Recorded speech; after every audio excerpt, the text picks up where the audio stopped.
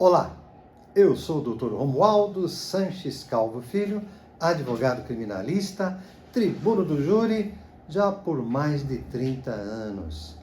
E com essa experiência a gente tem lançado aí diversos vídeos tratando de temas palpitantes, de muito interesse para a nossa classe dos advogados, nomeadamente a classe dos criminalistas, e mais que isso, criminalistas que atuam ou desejam atuar no Tribunal do Júri, nessa bem mais que secular instituição, que fez agora em junho de 2022, 2 séculos, só aqui no Brasil, não é mesmo? Hoje o tema é apaixonante, é a execução provisória da pena, daquela pena obtida no julgamento perante o Tribunal do Júri, lá no plenário do júri, lá na segunda fase. Diz lá o artigo 492, inciso 1, a linha E do CPP, Código de Processo Penal, que presentes os requisitos da prisão preventiva, assim como se o réu no plenário do júri experimentar uma pena igual ou superior a 15 anos, o juiz, né, deve decretar a sua prisão, para que, incontinente, imediatamente, ele inicie a execução provisória da sua pena. Pois bem, vamos discutir sobre isso, a validade disso, né? Em primeiro lugar, tenhamos em mente que antes do advento desse artigo 492, inciso 1, a linha E, que foi introduzido aí pelo denominado pacote anticrimes, né?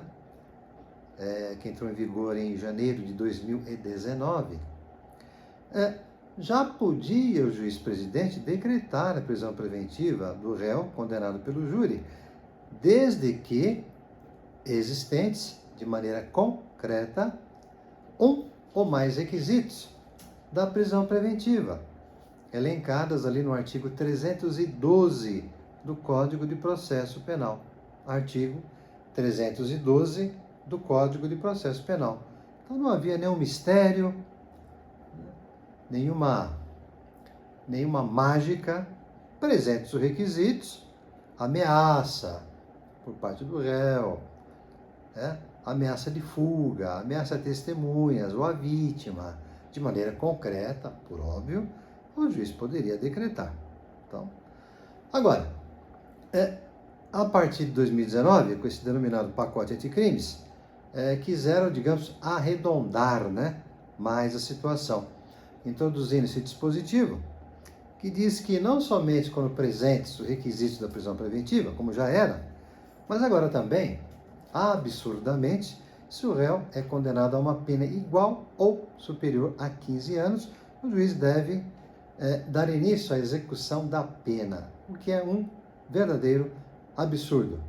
Um dispositivo teratológico, monstruoso na nossa concepção.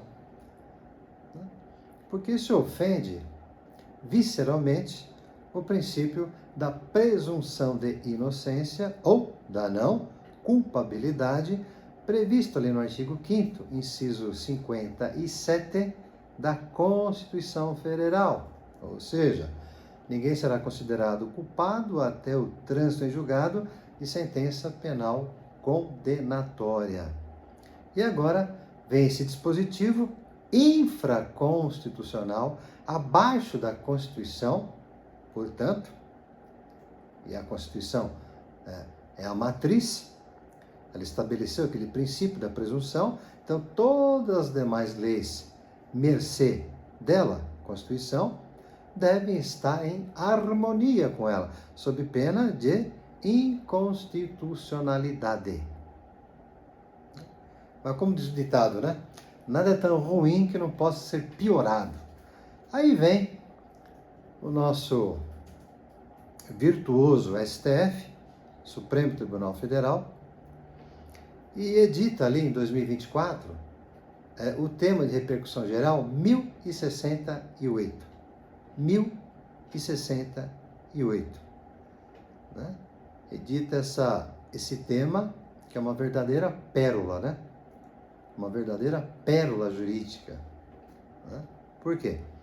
Não só autoriza, não só permite, não só reforça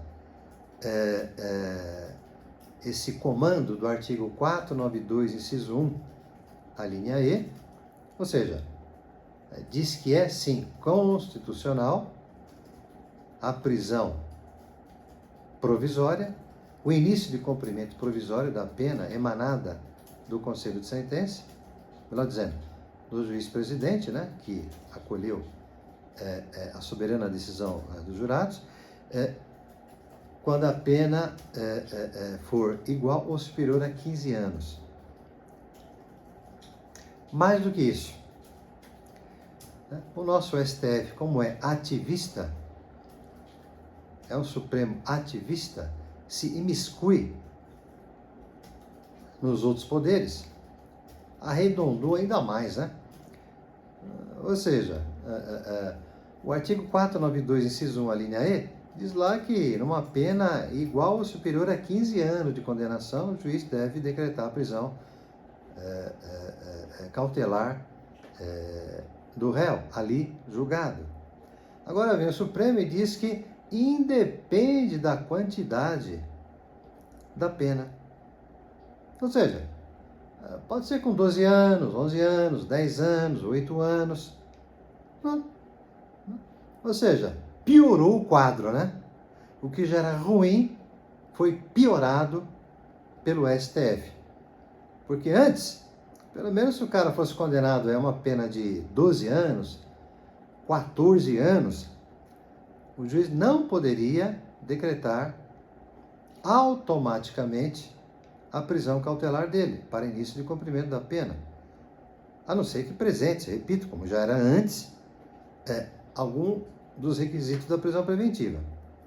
Mas, agora, só com uma pena igual ou superior a 15 anos, na leitura do artigo 492, inciso 1, a linha E.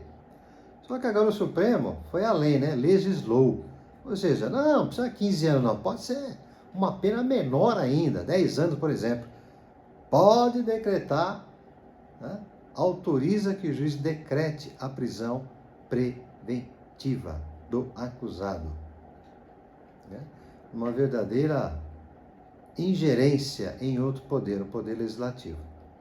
Né? Ou seja, o que já era ruim, ou seja, o legislativo antecipar o cumprimento de uma pena, violando o princípio da presunção de inocência, vem o STF, não só corrobora, reforça isso, mas como também, né, dá uma elasticidade maior. Não precisa ser mais de 15 anos para cima. Não, pode ser menos.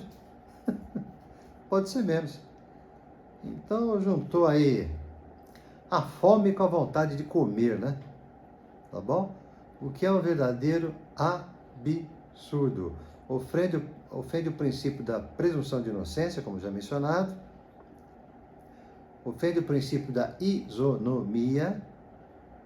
Ou seja, vamos pegar um caso de uma extorsão mediante sequestro com resultado morte, cuja pena mínima é a maior, né? No Código Penal. Começa ali com 25 anos. Se o cara estiver solto, respondendo solto a esse processo, tá bom? Ausentes os requisitos da prisão preventiva, embora condenado a uma pena de 25 ou mais anos, ele vai poder continuar em liberdade, aguardando a eventual interposição de um recurso.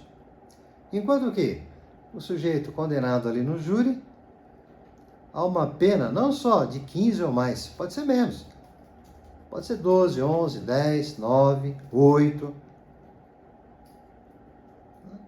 Diz aí que o juiz está autorizado, doravante, a lhe decretar a prisão preventiva.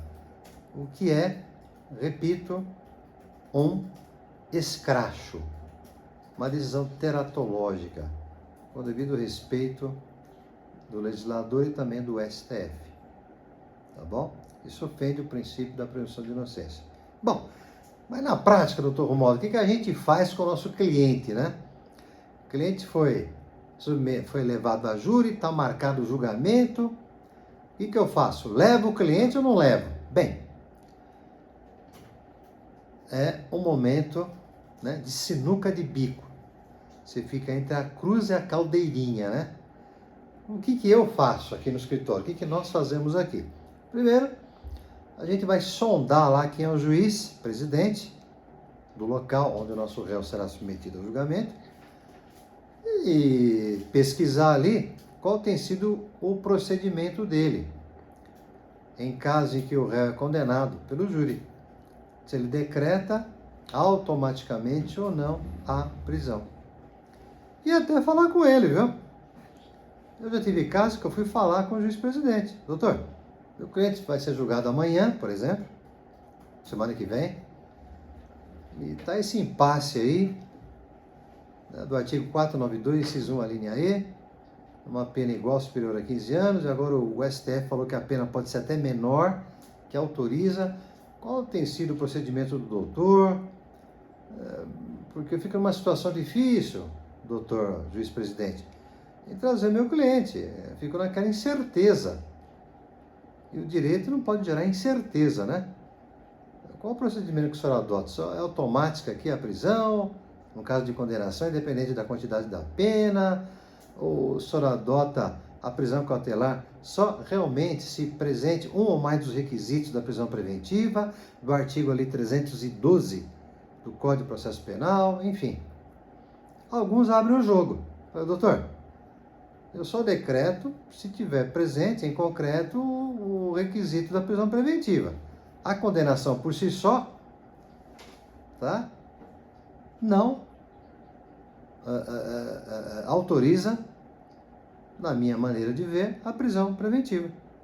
Então, se o seu cliente desejar vir e for condenado só pela condenação em si, ele está solto, eu não vou decretar a prisão. Ok. Aí você leva o seu cliente. Agora, se o juiz falar, doutor, não sei, cada caso é um caso, traga o seu cliente, que eu vou ver. Bom, aí, francamente, é um terreno movediço. Aí você alerta o cliente, olha, o juiz foi evasivo, tergiversou, desconversou, traga, não sei, vou ver, pode ser. Então, se você quiser arriscar, por conta sua. No caso de condenação, ele pode ou não decretar a sua prisão. Aí você opta. Bom, se você quiser arriscar, nós vamos. Se você falar que é perigoso, então você tem o direito de ficar ausente. Eu vou, faço o júri e veja, a gente vê o que vai acontecer. Pode fazer a gente gravar, né? Um interrogatório, entre aspas, né? Um vídeo, ele direcionando, dirigindo as suas palavras ao conselho de sentença. A gente explica ao conselho de sentença o porquê dele não ter comparecido, tá bom? Grava um vídeo e exibe esse vídeo lá com o documento, não é mesmo? Junta ali no prazo do artigo 479 do Código de Processo Penal, com 3 dias úteis antes da sessão do júri. É uma forma também, tá, de você exercer aí a plenitude de defesa e evitar o risco de o seu cliente ser preso ali após o julgamento, no caso de condenação, não é mesmo? É uma das opções. Enfim, é mais uma incerteza jurídica neste país, graças ao nosso STF, graças, né, à sanha punitiva. Ou seja, por que se aplica isso só no tribunal do júri e não em outros procedimentos criminais? É um mistério. Como diria o grande Bismarck, político alemão, dizia, né? Feliz daquele que não sabe como, né, é feita a lei e também a salsicha, porque ficaria muito indigesto. Vou terminando por aqui, tá bom? Esperando ter contribuído mais uma vez com o nosso vídeo, com a situação em concreto de algum colega, advogado de todo o Brasil. Lembrando que nós temos aqui um segmento que se chama, tá? Mentoria no Tribunal do Júri. Mentoria no Tribunal do Júri. O que é isso? É uma assessoria ou mesmo parceria em casos reais, processos reais do Tribunal do Júri, que o colega tem aí no escritório, ou possa vir a ter, mas que, em razão da não experiência, o colega nunca fez júri, ou fez poucos júris, ou fez, mas já faz um longo tempo, ainda não tem aquela tarimba, aquela prática, não se sente muito à vontade, porém, tem que ter a responsabilidade, né, de fazer o melhor pelo cliente, afinal está em jogo a sua liberdade, tá bom? Não pode dispensar o cliente, mas também não pode pegar a causa nessa situação de insegurança. Assim, pode nos contatar agora mesmo para que nós juntos possamos aí elaborar uma consultoria ou mesmo parceria nessa causa, tá bom? Saiba mais contatando-nos agora mesmo. Vejo vocês no próximo vídeo, gente. Obrigado, até lá.